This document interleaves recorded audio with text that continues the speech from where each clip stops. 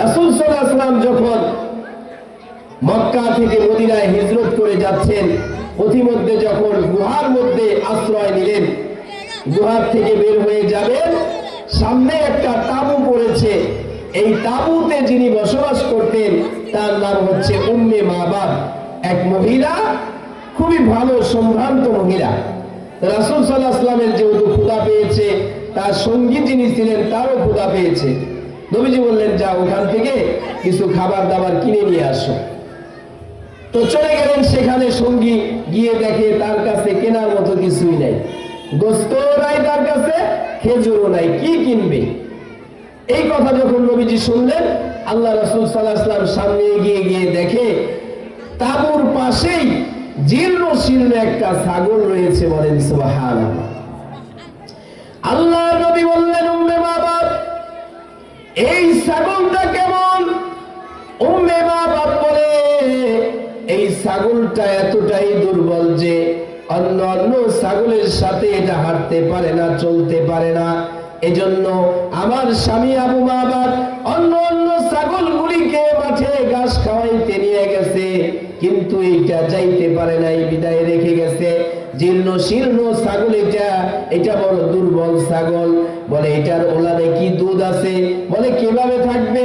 যেটা হাঁটতে পারে না, খাইতে পারে না, তার ওলানের মধ্যে দুধ আসবে কিভাবে? আল্লাহর নবী বললেন, উম্মে মাবাদ, আমি যদি এটা দহন করে দুধ পান করি তোমার কি সমস্যা আছে? উম্মে মাবাদ বললেন, আমার পিতামাতা আপনার প্রতি কুরবান হোক, এই ছাগলের ওলানের মধ্যে এক ফোঁটা দুধ নাই। আল্লাহর নবী বললেন, একটা পাত্র দাও। একটা পাত্র দিলেন। আল্লাহর নবী সেই পাত্র নিয়ে বিসমিল্লাহির রহমানির রহিম বলে যখন ছাগলের ওলানের মধ্যে হাত দিয়েছে, আল্লাহ পাক ছাগলের ওলানে দুধে ভরপুর করে দিয়েছে। রাসূল সাল্লাল্লাহু আলাইহি ওয়াসাল্লাম দুধ দহন করলেন। এতটুকু দুধ দহন করলেন যে 7-8 জন মানুষ দুধ পান করতে পারে। তাহলে কতটুকু দুধ সেটা পান করলেন, এবং পরবর্তীতে আবার ওই পরিমাণ দুধ দহন করে রাসূল সাল্লাল্লাহু আলাইহি ওয়াসাল্লাম উম্মে মাবাদকে দিয়ে আসলেন। বলেন সুবহানাল্লাহ। এই বরকত দিয়েছেন কে? কার জন্য দিয়েছেন? মুহাম্মদ সাল্লাল্লাহু আলাইহি ওয়াসাল্লামের জন্য দিয়েছেন। এই জন্য ওই রাসূলের ভালোবাসা, ওই রাসূলের মুহাব্বত আমাদের অন্তরে রাখতে হবে। বলেন সুবহানাল্লাহ। কাবার ভালোবাসা, রাসূলের রওজার ভালোবাসা। অনেকেই তো আছে কোটি কোটি টাকার মালিক, কিন্তু নবীজির রওজায় গিয়ে সালাম দেবে, হজ করতে যাবে, এই মন মানসিকতা তার নাই। এজন্য আমরা নিয়ত করব, আল্লাহ তুমি যদি আমাকে তৌফিক দান করো, আমি তোমার ঘর কাবা এবং রাসূলের রওজার পাশে গিয়ে সালাম দেব। কথা ঠিক কিনা বলে? আমার হৃদয়েতে কাবা, নয়নে মদিনা, হৃদয়েতে কাবা, নয়নে মদিনা, ছেড়ে দে নৌকা আমি যাব মদিনা, ছেড়ে দে নৌকা আমি যাব মদিনা, দে দে পাল তুলে দে, মাঝি হানা করিস না, ছেড়ে দে নৌকা আমি যাব মদিনা, ছেড়ে দে নৌকা আমি যাব মদিনা। মদিনায় নবী এলো মা আমেনার ঘরে, কাঁদিলে হাজার মানিক, হাসিলে মুক্তা ঝরে। সুবহানাল্লাহ। মদিনায় নবী এলো মা আমেনার ঘরে, কাঁদিলে হাজার মানিক, হাসিলে মুক্তা ঝরে। ও দয়াল আল্লাহ যার সহায় তার কিসের ভাবনা, আল্লাহ যার সহায় তার কিসের ভাবনা, ছেড়ে দে নৌকা আমি যাব মদিনা। সবাই বলেন, ছেড়ে দে নৌকা আমি যাব মদিনা।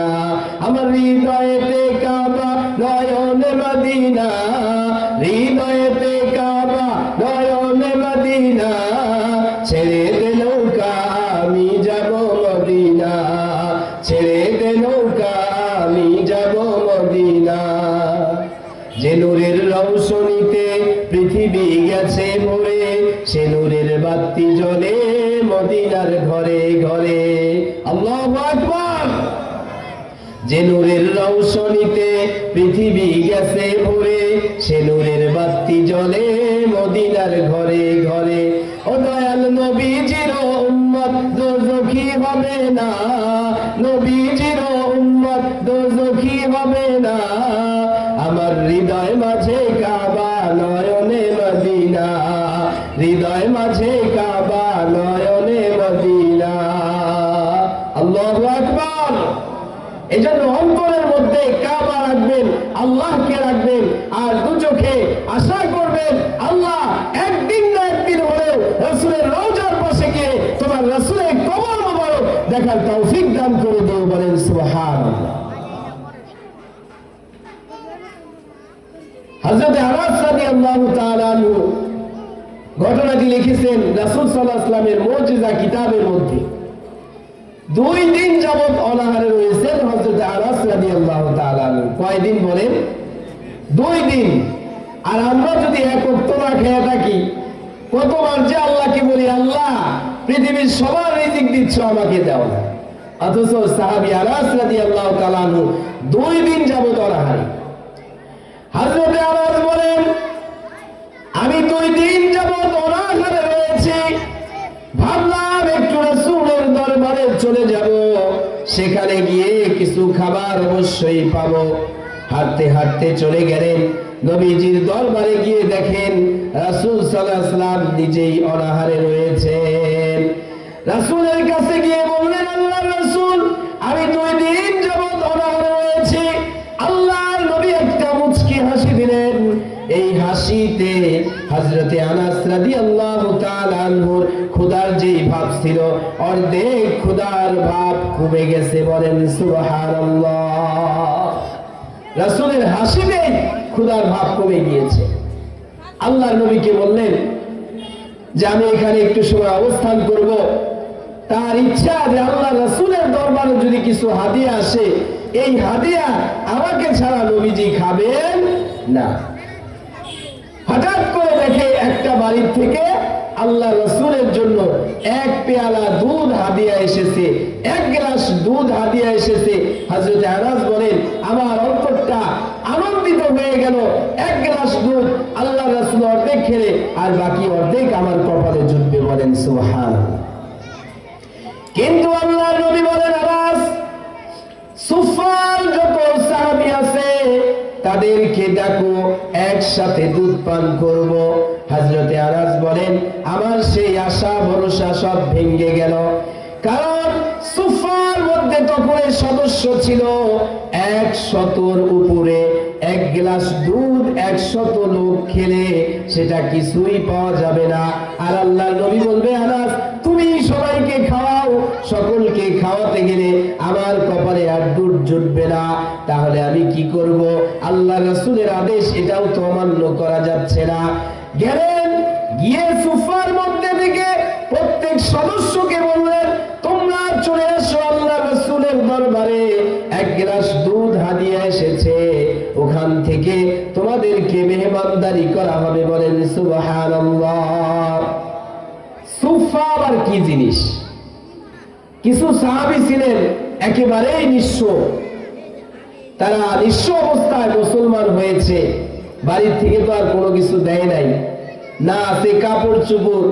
আব্দুল্লাহ জুল বাদাইন এক সাহাবী ছিলেন, উনি ওনার চাচার বাড়িতে কাজকর্ম করত, ভেড়া উট দুম্বা এগুলো লালন পালন করত, কিন্তু ইসলাম গ্রহণ করার মতো মন মানসিকতা তার ছিল। তবে তার একটা আশা ছিল যে আমার চাচা যেহেতু আমার অভিভাবক, চাচা মুসলমান হবে আগে, এরপর আমি মুসলমান হব। তো চাচাকে বললেন চাচা মুহাম্মদ যে এক আল্লাহর দাওয়াত দেয়, এই দাওয়াতের ব্যাপারে আপনার কি মতামত? বলে হ্যাঁ দাওয়াত ভালো, সেও শেষ নবী এইটাও আমি বিশ্বাস করি। কয় তাহলে আপনি মুসলমান হন? কয় না এইটা হবে না, আমি বিশ্বাস করি তাকে, কিন্তু আমি মুসলমান হতে পারবো না। আব্দুল্লাহ জুল বাদাইন বলে চাচা আমি আশা করেছিলাম আপনি আগে মুসলমান হবেন, এরপরে আমি ইসলাম ধর্ম গ্রহণ করব। যেহেতু আপনি মুসলমান হবেন না, এজন্য আপনাকে সাক্ষী রেখে আমি কালিমা পড়তেছি লা ইলাহা ইল্লাল্লাহু মুহাম্মাদুর রাসূলুল্লাহ সাল্লাল্লাহু আলাইহি ওয়াসাল্লাম। চাচা বললেন ভাতিজা তুমি যেই কাজ করেছো এর বিনিময় কি হবে জানো? বলে কি? বলে আমি যে তোমাকে উট ভেড়া দুম্বা বছর বছর যা দিতাম সব কিছু আমি নিয়ে নেব, কিচ্ছু তোমারে দেব না। বলে চাচা আমি তাও রাজি আছি, তাও মুহাম্মদ সাল্লাল্লাহু আলাইহি ওয়াসাল্লামের ধর্ম ছাড়তে পারবো না। বলেন সুবহানাল্লাহ। চাচা বলতেছে ভাতিজা পরিণতি আরো ভয়াবহ হবে। বলে কি ভয়াবহ? বলে তোমার পরনের যেই কাপড় আছে লুঙ্গি এবং শার্ট, এটাও আমার টাকার দেওয়া, আমি এই লুঙ্গি এবং শার্ট এটাও আমি নিয়ে নেব। আব্দুল্লাহ জুলবাদাইন বলে আমি তাও রাজি আছি, আমি আপনাকে আমার শরীরের কাপড় চোপড় সব দিয়ে দেব। কাপড় চোপড় খুলে দিল। যুবক একটা বাচ্চা, যুবক একটা ছেলে উলঙ্গ অবস্থায় বাড়ির দিকে রওনা করলেন। মাকে গিয়ে ডাক দিলেন, মা। মা সামনের দিকে তাকিয়ে দেখে আমার যুবক ছেলেটা একেবারে উলঙ্গ। বাবা তোমার এই অবস্থা কেন? বলে মা আমি ঈমান এনেছি, আমি ইসলাম ধর্ম গ্রহণ করেছি। ইসলাম ধর্ম গ্রহণ করার কারণে আমার সমস্ত কাপড় চোপড় আমাকে দিতে হয়েছে। মা তুমি আমাকে একটা কাপড়ের ব্যবস্থা করে দাও, আমি মুহাম্মদ সাল্লাল্লাহু আলাইহি ওয়াসাল্লামের দরবারে চলে যাব। মা দুই টুকরা কাপড় দেয়, পরিধান করে নবীজির কাছে চলে যায়। আল্লাহর নবী কোরআনের তেলাওয়াত করতেছিলেন। সেখানে যাওয়ার পরে নবীজি বললেন তোমার এই অবস্থা কেন? বলে আপনার প্রতি আল্লাহর প্রতি ঈমান আনার কারণে আমার জায়গা জমি যা ছিল সব কিছু চলে গিয়েছে, এমনকি আমার পরনের কাপড়টা পর্যন্ত নিয়ে আসতে পারি না। এই যে সাহাবী আল্লাহ নবীর কাছে কালিমা পড়লেন পরে, এই রকম যারা সাহাবী ছিলেন তাদেরকে ওই সুফার মধ্যে রাখতেন। আল্লাহ রাসূলের কাছে হাদিয়া আসলে সেই হাদিয়া দিয়ে দিতেন, তাদেরকে খাওয়াইতেন। তা হযরত আনাস রাদিয়াল্লাহু তাআলা আনহু এই সুফার যত সদস্য ছিল সবাই আসলো, 100 সদস্য। খাবার কি বলেন তো? খাবার কি? 1 গ্লাস দুধ। হযরত আনাস বলেন সুফার সমস্ত সদস্যরা এসে গেল, আমার অন্তরের মধ্যে হতাশা, আমি তো 1 ফোঁটা দুধও হয়তো কপালে জুটবে না আমার। আল্লাহর নবী বললেন দুধের পেয়ালাটা আমার কাছে নিয়ে আসো। আল্লাহর নবী সেই দুধের পেয়ালা থেকে, গ্লাস থেকে 1 চুমুক দুধ পান করে হযরতে আনাসকে বললেন, আনাস তুমি এই দুধটা সবাইকে তৃপ্তি সহকারে পান করা। হযরতে আনাস বলে আমি 1 গ্লাস দুধ প্রত্যেকটা সাহাবীকে পান করাইতে লাগলাম। তৃপ্তি সহকারে শতাধিক সাহাবী পান করলেন। এরপরেও দেখি গ্লাসের দিকে তাকিয়ে বিন্দু পরিমাণ দুধও গ্লাস থেকে কমে না। এই বরকত দিয়েছে কে? কার জন্য? নবী মুহাম্মদ সাল্লাল্লাহু আলাইহি ওয়াসাল্লামের জন্য। এজন্য আল্লাহ বলেন ওয়ামা আরসালনাকা ইল্লা রাহমাতাল লিল আলামিন। আমি আল্লাহ তাআলা মুহাম্মদ সাল্লাল্লাহু আলাইহি ওয়াসাল্লামকে দুনিয়ার জন্য রহমত করে প্রেরণ করেছি। এইরকম একটা দুইটা না, অসংখ্য ইতিহাস, অসংখ্য জায়গায় কোরআন হাদিসের পাওয়া যায় যে আল্লাহর নবীর একটু স্পর্শে আল্লাহ তাআলা এত বরকত দিয়েছে যে সেই বরকত সারা পৃথিবীর মানুষও যদি নেয় তারপরেও ফুরাইতে পারবে না। বলেন সুবহানাল্লাহ। একবার মুসলমানরা যুদ্ধ শুরু করে দিল, একটা দেশের ভিতরে যুদ্ধ শুরু করে দিয়েছে, কিন্তু একটা গ্রাম এমন ছিল, ওই গ্রামের মধ্যে একজন বৃদ্ধা মহিলা ছিল, যে বৃদ্ধা মহিলাকে সবাই ভালোবাসত, এলাকার সবাই মোহাব্বত করত। ওই এলাকার ভিতরে কোন মুসলমান আক্রমণ করে নাই। একটা এলাকা, একটা গ্রাম, ওই এলাকার মানুষজন ওই বৃদ্ধা মহিলাকে খুব মোহাব্বত করত। গাছের ফল, মুরগির ডিম সবকিছু তাকে দিত। তো তার কাছে গিয়ে বলতেছে, আচ্ছা আপনি তো অনেক সম্মানিতা মহিলা, সম্মানিতা ব্যক্তি, আপনি বলেন তো আমাদের উপরে, মানে আমাদের এই এলাকার উপরে মুসলমানরা কেন আক্রমণ করে না? বৃদ্ধা মহিলা বললেন, এটা তোমাদের জন্য একটা রহমত, এটা তোমাদের জন্য একটা শান্তি শান্তির বার্তা। এজন্য তোমরা মুসলমান হয়ে যাও, এজন্য তোমরা মুসলমান হয়ে যাও, ওই নবীর উপরে তোমরা কালিমা পড়ে ইসলাম ধর্ম গ্রহণ করো। বলেন সুবহানাল্লাহ। এখন যখন মুসলমান হওয়ার কথা বলছে, ইতিমধ্যে আশেপাশের লোকজন যারা ছিল কাফের, তারা বলতেছে, ও আচ্ছা বুঝতে পেরেছি, ওই মুহাম্মদ মনে হয় তোমারে কিছু টাকা পয়সা দিছে, এই জন্য তুমি মুসলমানদের ইসলাম ধর্মের প্রচার করতেছো। মহিলা বলে, না, আমাকে সে কোনো টাকা পয়সা দেয় নাই। বলে, তাইলে তুমি তার কাছে কোনো কিছুতে ধরা খেয়ে আসছো? বলে, না, তাও না। বলে, তাহলে কিসের জন্য তুমি ইসলাম গ্রহণ করতে বলতেছো? বৃদ্ধা মহিলা বলে, তাহলে শোনো, কি জন্য আমি তোমাদেরকে মুসলমান হওয়ার জন্য বলতেছি। একদিন আমি তোমাদের জন্য পানি আনতে গিয়েছিলাম অনেক দূরে, এতটাই দূরে গিয়েছিলাম যে 2 দিন উঠে চলা পথ, 2 দিন ভরে যেতে হয়, আবার 2 দিন ভরে আসতে হয়। কারণ এখন তো প্রত্যেক বাড়িতে বাড়িতে টিউবওয়েল। এমন একটা সময় ছিল পুরা এলাকা মিলে একটা কুয়া ছিল। তারও আগে এমন ছিল একটা গ্রামে একটা কুয়া ছিল, একটা ইউনিয়নে একটা কুয়া ছিল। তখন কল পানির মূল্যায়নটা কেমন ছিল? কয়, তোমাদের জন্য পানি নিয়ে আসতেছি। এমন সময় দেখি একজন ব্যক্তি হযরতে আলী রাদিয়াল্লাহু তাআলা আনহু এবং কিছু সংখ্যক সাহাবীকে নিয়ে আল্লাহর রাসূল এক সফরে গিয়েছেন। যাওয়ার পরে পানি পিপাসা লাগছে, একটু পানিও কারো কাছে নাই। তাই আল্লাহর রাসূল বললেন, আলী, তুমি একজন সাহাবীকে নিয়ে পানির সন্ধান করো। তো পানির সন্ধান করতে করতে ওই মহিলার সাথে তাদের দেখা।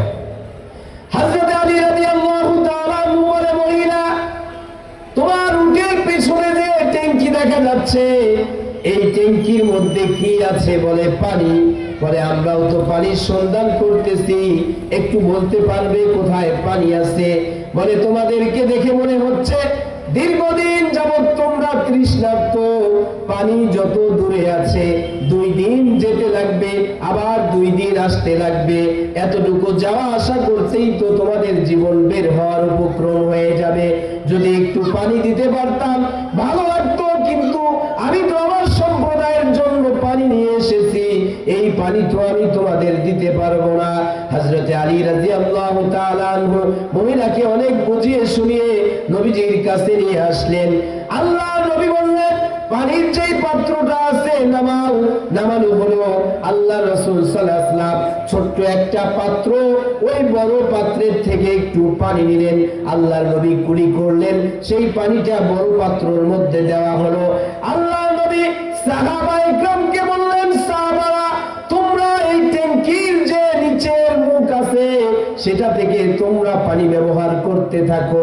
শতাধিক সাহাবী, শত শত সাহাবী তারা পানি নিয়েছে। পানি নিতে নিতে তাদের প্রয়োজন পুরা করে ফেলেছে। এক পর্যায়ে সকলের চাহিদা শেষ হয়ে গেল। আল্লাহর নবী বললেন, এবার মুখ বন্ধ করে দাও। মহিলা আশ্চর্যান্বিত, এমন ভদ্র সভ্য মানুষ, তারা আবার পানিকে কিভাবে ডাকাতি করে নিয়ে গেল? আল্লাহর নবী সর্বশেষ বললেন, মহিলা, তোমার যে পাত্র থেকে আমরা পানি ব্যবহার করেছি, দেখো তোমার এই পাত্রের বিন্দু পরিমাণ পানিও কমে যায় না। এই রহমত কে দিয়েছেন? কার জন্য দিয়েছেন? নবী মুহাম্মদ সাল্লাল্লাহু আলাইহি ওয়াসাল্লামের জন্য। এজন্য আল্লাহ বলেন, ওমা আরসালনাকা ইল্লা রাহমাতাল লিল আলামিন, আমি রাসূলকে পাঠিয়েছি রহমত হিসাবে। বলেন সুবহানাল্লাহ।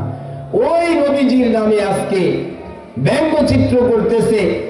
নবীর খতমে নবুয়ত নিয়ে আল্লাহ রাসূল সর্বশেষ নবী, এটা সূরা আহজাবের 40 নম্বর আয়াতে আল্লাহ তাআলা বলে দিয়েছেন, মা কানা মুহাম্মাদুন আবা আহাদিন মির রিজালিকুম ওয়ালাকিন রাসূলুল্লাহি ওয়া খাতামান নাবিয়্যিন। আল্লাহ রাব্বুল আলামিন বলেন, মুহাম্মদ সাল্লাল্লাহু আলাইহি ওয়াসাল্লাম কোন পুরুষের পিতা নন, তবে তিনি আল্লাহর রাসূল এবং সর্বশেষ নবী। যারা আমাদের নবীজিকে সর্বশেষ নবী মানবে না, তারা কাফের। যারা নবীজিকে সর্বশেষ নবী মানবে না, তাদেরকে যারা সমর্থন করবে তারাও কাফের। এজন্য আমাদেরকে আকীদায় বিশ্বাস রাখতে হবে, সর্বশেষ নবী হচ্ছে আমাদের নবী মুহাম্মদুর রাসূলুল্লাহ। বলেন সুবহানাল্লাহ। কেউ যদি আমাকে আপনাকে এসে বলে যে মুহাম্মদ সাল্লাল্লাহু আলাইহি ওয়াসাল্লাম সর্বশেষ নবী না, আমরা তাকে কি করব বলেন?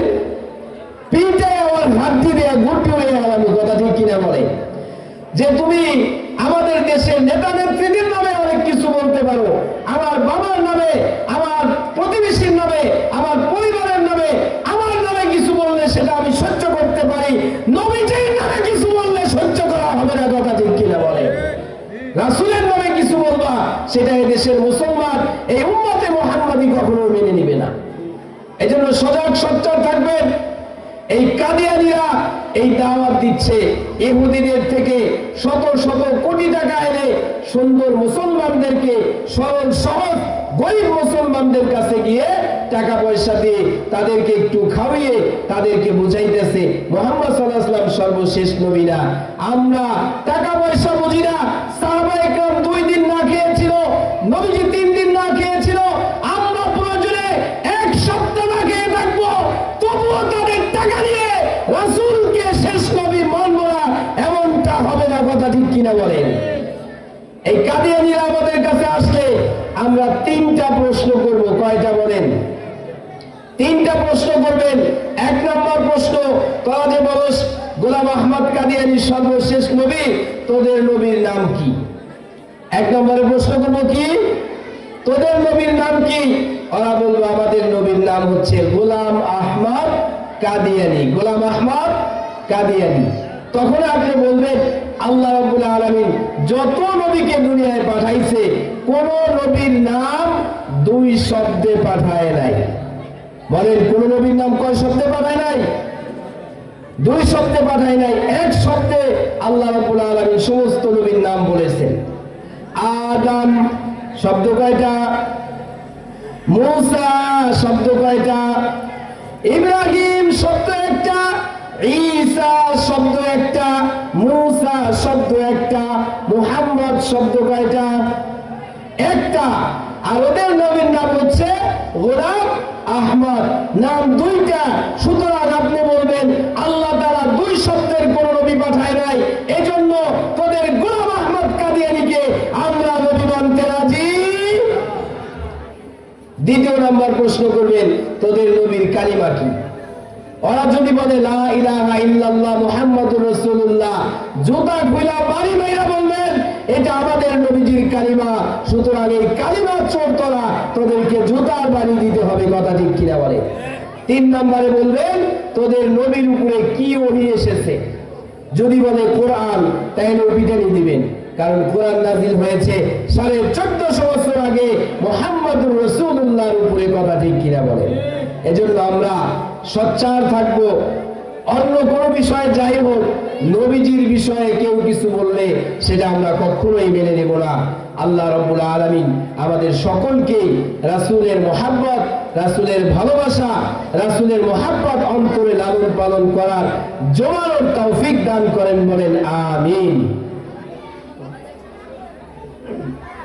এজন্য আল্লাহ পাক কোরআনে বলেন কুল ইন কুনতুম তুহিব্বুনাল্লাহা ফাত্তাবিউনি ইউহিব্বুকুমুল্লাহ। আল্লাহ বলেন ও দুনিয়ার মানুষ, তোরা যে আমারে ভালোবাসবি, কি দিয়ে আমাকে ভালোবাসবি? কি আছে তোমাদের কাছে? তোমরা যদি আমি আল্লাহকে ভালোবাসতে চাও, তেমন কোন জিনিস তোমাদের কাছে নাই। তোমরা যদি আমার রাসূলকে ভালোবাসো, তাহলে আমাকে ভালোবাসতে হবে না, আমি আল্লাহ তোমাদেরকে ভালোবাসবো। বলেন সুবহানাল্লাহ। কেমন ভালোবাসতে হবে আল্লাহর নবীকে? সাহাবায়ে কেরামের ইতিহাস থেকে আমাদের শিক্ষা গ্রহণ করতে হবে।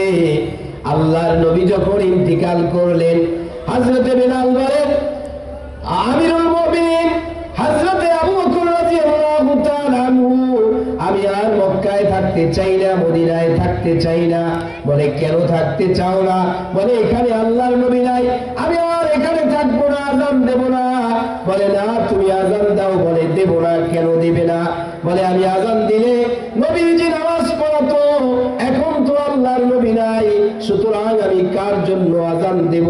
আমি আজান দিতে পারবো না, আমি দুনিয়ার থেকে বিদায় নিতে চাই। তবে আত্মহত্যা মহাপাপ, এটা আমি করব না। আমি যাব দামেস্কে, চলে যাব দামেস্কে, যুদ্ধ জিহাদ হচ্ছে, কাফেরদের বিরুদ্ধে যুদ্ধ করে লড়াই করে আমি শাহাদাত বরণ করব। এজন্য আপনি তো আমাদের আমির, আপনি আমাকে অনুমতি দেন। হযরতে আবু বকর বারবার নিষেধ করলেন, কিন্তু সেই নিষেধ তিনি মানলেন না। এক পর্যায়ে হযরতে আবু বকর রাদিয়াল্লাহু তাআলা আনহু অনুমতি দিয়ে দিলেন।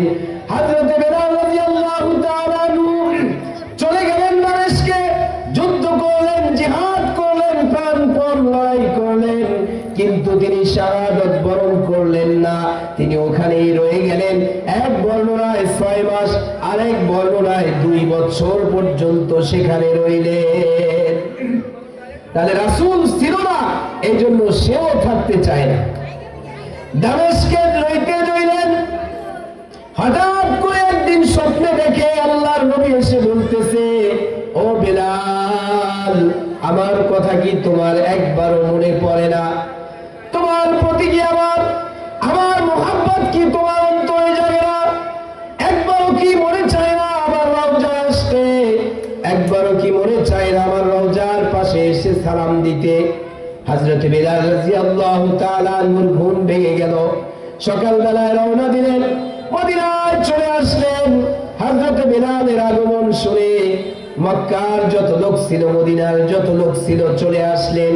এসে বললেন, বেলাল, তোমার আজান আমরা অনেক দিন যাবত শুনি না, সুতরাং আজকে তুমি আজান দিবা, আমরা রাসূলের জামানার একটু প্রতিচ্ছবি দেখব। বলেন সুবহানাল্লাহ। সাহাবায়ে কেরামের আদেশ। হযরত বেলাল বলে, না, যেই দুনিয়ার মধ্যে আল্লাহর নবী নাই, আমি সেখানে আজান দিতে পারবো না। সকল সাহাবায়ে কেরামের কথা কি তিনি না করে দিলেন। এক পর্যায়ে সাহাবায়ে কেরাম পরামর্শ করলেন, আল্লাহ রাসূলের সবচেয়ে প্রিয় ব্যক্তি হচ্ছে তার নাতি হাসান এবং হোসাইন। হাসান হোসাইন যদি বলে, এই কথাকে ফেলে দিতে পারবে না। হযরত হাসান এবং হোসাইনকে বললেন, যাও তোমরা হযরতে বেলালকে গিয়ে বলো আযান দিক। হযরত হাসান এবং হোসাইন রাদিয়াল্লাহু তাআলা আনহু চলে আসলেন। এসে বললেন, চাচা বেলাল, আপনি একটু আযান দেন, আপনার আযান আমরা সবাই শুনবো। হযরত বেলাল রাদিয়াল্লাহু তাআলা আনহু আযান দেওয়ার জন্য দাঁড়ালেন। কেন দাঁড়ালেন? যে আল্লাহ রাসূল দুনিয়ায় নাই, তার নাতি, তার বংশধরের লোক বলেছে, সুতরাং এই কথাটা কেমন যেন মনে হয় আল্লাহ নবী বলেছে। বলেন সুবহানাল্লাহ। এই জন্য হাসান এবং হুসাইন রাদিয়াল্লাহু তাআলা আনহুর কথা ফেলে দিতে পারলেন না। হযরত বেলাল রাদিয়াল্লাহু তাআলা আনহু আযান দেওয়ার জন্য দাঁড়িয়ে গেলেন। আল্লাহু আকবার, আল্লাহু আকবার। আযান দিতে দিতে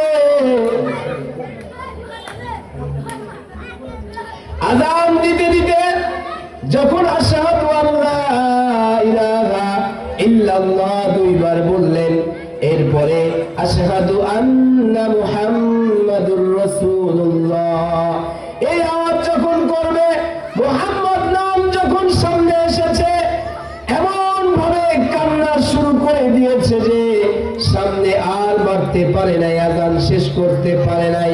সুতরাং দেখেন আল্লাহ রাসূলের মুহাব্বত তাদের অন্তরে কেমন ছিল। আর আমি আপনি আল্লাহ রাসূলের মুহাব্বত অন্তরে ভরপুর, কিন্তু নামাজের জন্য মসজিদে যেতে পারি না, কোরআন হাদিসের আলোচনার জন্য বাড়ি ছাড়তে পারি না।